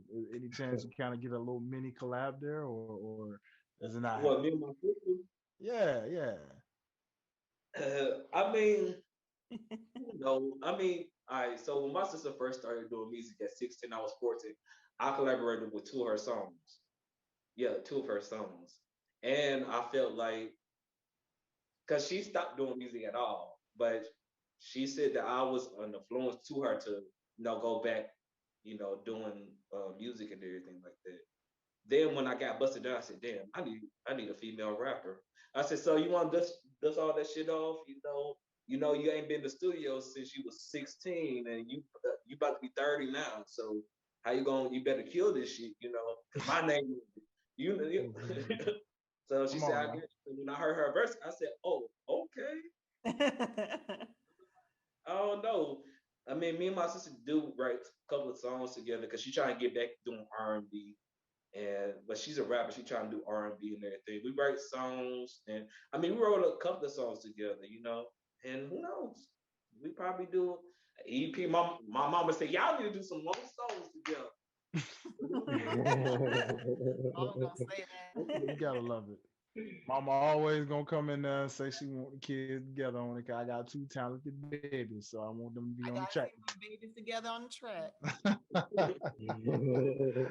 I love it. I love it. So, man, we are actually getting ready to wrap this thing up, man, because time flies so quickly when you're just really Hmm. talking and just having I a sure great did. I time. made myself comfortable and everything. I said, "Shoot." Yeah, and look, man, we would love to keep. We definitely got to bring you guys back on for sure because For we sure. want to hear more. I'm sure the listeners want to hear more of those road stories for sure. So we definitely gonna have you guys back on and just chop it up because we don't want to keep our listeners on too long with us. You know what I'm saying? But real Yeah. quick, we'll pass this, I guess, to the management. Real quick, and then of course I know he'll pass it over to the artist. But you mentioned the new single that just dropped on today. So tell us a little bit more Hey, about this single. Yeah, tell the people a little bit more about the single and why they should definitely go check it out right now on their streaming platforms. You want to go first, or I you think want you me to go? go ahead. Okay, so the single is pretty much with Ant. That's his song. It's a fun fact. It's another beat that we got from Atlanta from the producer that say call it quits. But it was one of the last little songs that we was working with. I mean, the beats that we were working with. So it's a sample off of Joe, the R&B artist. You know, Hmm. so the song he got on is two different artists. It's two people that are in a label that I'm working with right now. So they're gonna feature on this. So one female rapper and a male R&B artist that I would say he's good. He's a good R&B artist, but not towards how Ant is as far as they have their own different type of style of R&B. I just tell you that. So it's basically a song about you getting intimate with your special somebody or your partner uh-huh. or hmm so uh it's kind of explicit, very very explicit. So yeah, it's mainly for the mature and grown and sexy type people. So if say I know Valentine's Day already passed and all that, but if you still want to have that Every moment weekend with is your Valentine's Day, baby. It should be. Okay. you Hey, listen, exactly. summertime is very much on the horizon, so it's just in time for the summer. We already know what type of season that is now, Yep. so You already know. Sometimes I'm talking about like this season right now is it's still winter time. Everybody's like still cooped up because it's cold. I know in our area, we just got done with a snowstorm, ice storm, and all that stuff like that. And they were really close to their partners. Some people still quarantine and all that stuff like that, so they Never still gonna miss close the with quarantine, baby. people. Mhm. Yeah, Quarantine so baby music. yeah, basically quarantine music. I mean, baby music. So Yeah, it's a really explicit song, so you'll get really close and intimate with your partner. So yeah, you they gonna love it. Trust me, the Put the fans babies they to you bed gonna love before it. you You play figure that. that one. Yeah, just make sure. Like, hey, look, I'm telling you right now, when you listen to that song, you want to be intimate with your partner, and if you don't want to have no babies, it's the best time to have protection on. So, Public service announcement brought to you by public Wale and service Company. announcement. Cause it ain't my fault. So, Right. Disclaimer.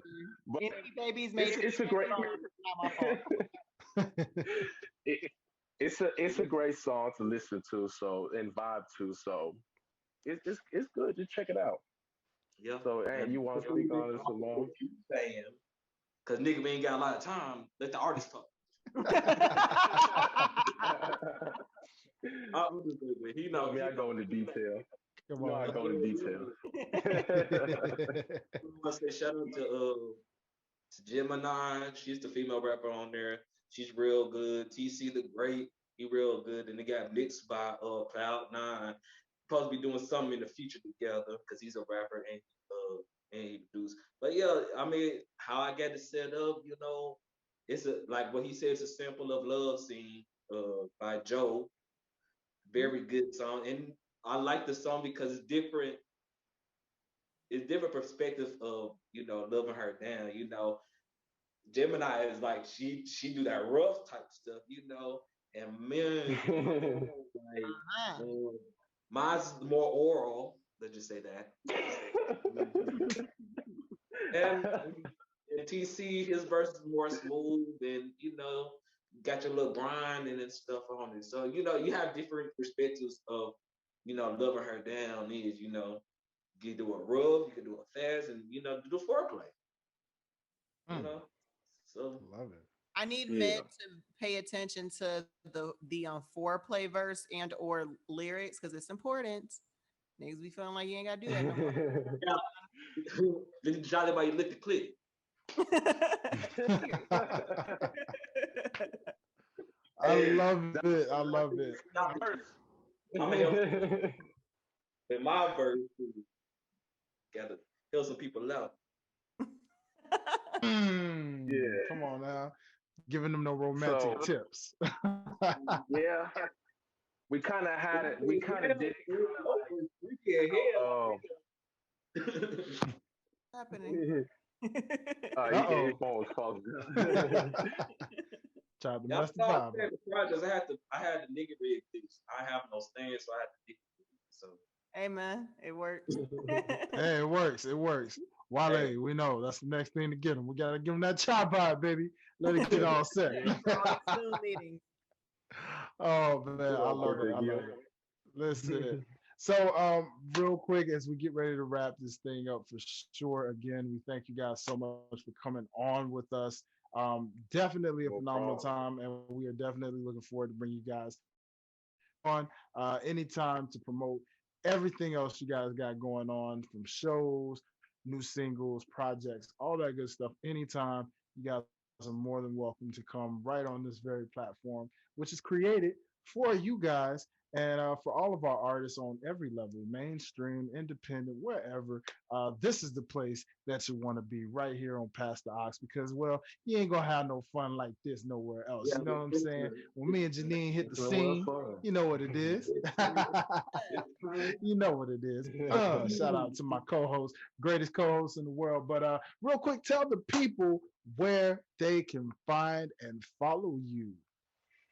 okay. You want me to go first? Okay, so my IG is the real Ant 63. It's DAREALANT 63.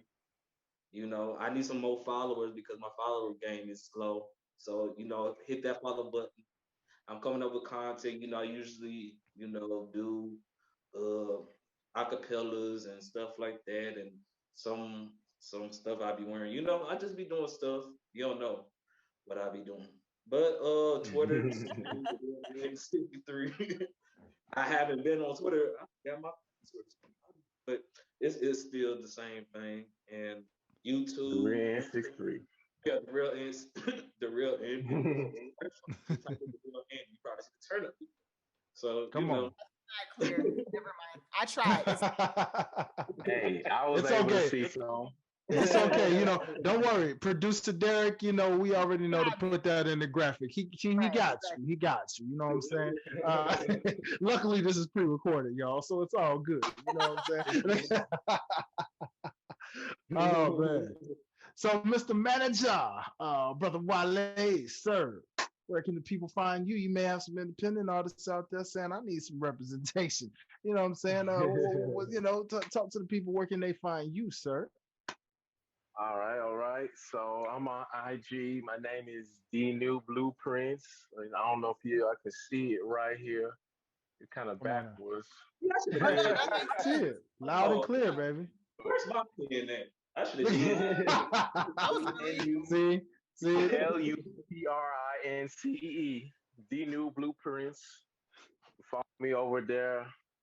IG, just pretty much promoting, showing a little bit of who I am a little bit. You see me on IGTV acting a fool, just to get to know my little personality, a little bit of me, a little bit of spice that I do, but also putting in some knowledge about what we got going on as far as uh, putting down songs that we got going on, little adventures that we got going on, things that we're gonna drop soon. And I got Snapchat too as well. I got Facebook too as well. So follow me on Snapchat, DNU Wale, D New Wale, WALE. That's me on Yes, Snapchat. sir. I'll be always doing some crazy shenanigans, all that. And Facebook, Wale, WALE Salami, SALAMI Junior. Facebook, same thing. I promote, see a little bit about my side. Do whatever what I'm saying to do we do to get Ant up there as far as management, and as far as other artists is trying to seek any type of help, or if they're stuck at a standstill, I'm always more than welcome to help out, say consult. I got my own page where I can consult, say just hit me up, man, DM me. Either way it goes, man, I'll follow back too as well. You follow me, what I'm saying, and I also reply back once you DM me. I'm here to help out. So I'm trying to help out independent artists who's trying to get up there. So that's me. Yeah, yeah. That's what I'm Damn, talking dude, you did a about. whole outro out the hood. You thought more than I'm looking at my I told you to go into Unless I was looking at detail. it like, I go hey, into it's detail. facts on these things. You know what I'm saying? It's not easy. You got a lot you got to push when you're representing. So I get it, Wale. It's okay. Mhm. No worries, That brother. nigga did Hey, look, if there's something that you left off, you can always say it right now. So right. If you left you something can off, just say time that. before we go. I, I, Be like, I think We that's all always my do this conditions. all the time. This our little duo that we do. We always mess with each other all the time. You gotta love it. You gotta love it. I love it. I love it. You guys are amazing. Again, we thank you. And co-host, let me go ahead and alley oop this thing to you. Go ahead, tell the people where they can find, the Queen of Clatchet, Miss Bougie Thugging herself. Tell the people where they can find. Well, if you would like to follow me, Instagram, Nina Soul, Nina with 2 eyes. On Twitter, OOH _ Nina with 2 eyes there as well, I believe. But we'll put the tags in there and all that good stuff. Yes, And yes. then You said Nina with two OTSguys.com. eyes. Yes. Oh, Nina with two eyes. Okay. Yes, sir. Nina so I just Got I just followed both of you too, so that might make it a little bit easier. appreciate it. Look at you being all productive. being all No, productive. And Hey, she on it. yeah, She on it. being productive and being proactive. I see you. Come on. That's why she the host, man. She be on it, man. She Mm-hmm. see what she do. She does a research, baby. So you already know. Queen, anything else we promoting right now? What we got going on for the people? We are promoting Fans, of course. Really fun show where two people come and they battle out their favorite artists in these fantasy battles. Last one was a It was fun. It was Chris Brown versus oh my gosh, Chris Brown versus Usher.